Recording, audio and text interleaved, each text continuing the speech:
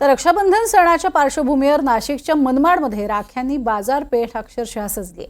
मात्र दुष्काळी परिस्थिती आणि राख्यांच्या भावात झालेली 25% वाढ यामुळे महिला काहीशा त्रस्त झाल्या।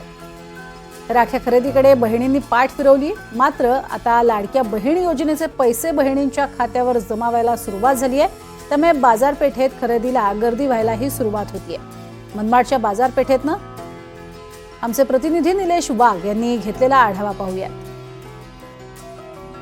भावाच्या नात्याचं पावित्र्य सांगणारा रक्षाबंधनाचा सण आज आहे।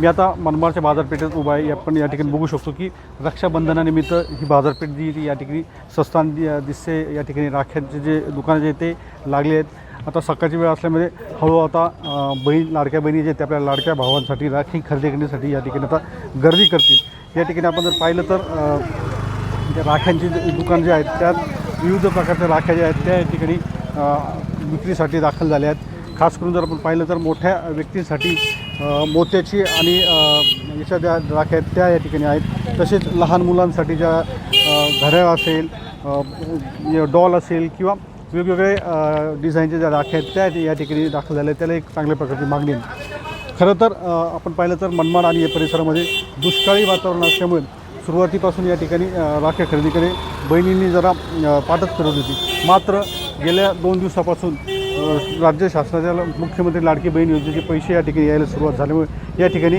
आता बाजारपेठेत काहीशी हे चलबिचल पाहायला मिळते। सुरुवातीला राख्याचे भाव फार म्हणजे 2-4 वर्षापूर्वीपासून कमी होते, पण यावर्षी थोडं मजुरी वाढल्यामुळे भावही 10 ते 20% वाढलेले आहे आणि त्याचा परिणामसुद्धा थोडा किमतीवर झालेला आहे। तरी पण त्या हिशोबाने पाहिलं तर आत्ता सध्या धंद्याची परिस्थिती अजून मला तरी वाटतं आजचा दिवस तरी व्यवस्थित राहणार आहे। काय सांगेल, काय अपेक्षा तुम्हाला धंदा होईल?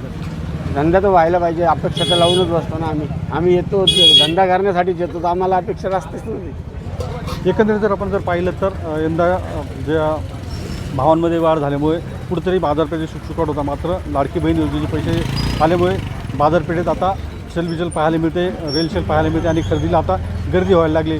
त्यातून किमान 4 पैसे मिळतील अशीच आता व्यापाऱ्यांना अपेक्षा आहे। निलेश वाघ, NDTV मराठी, मनमाड।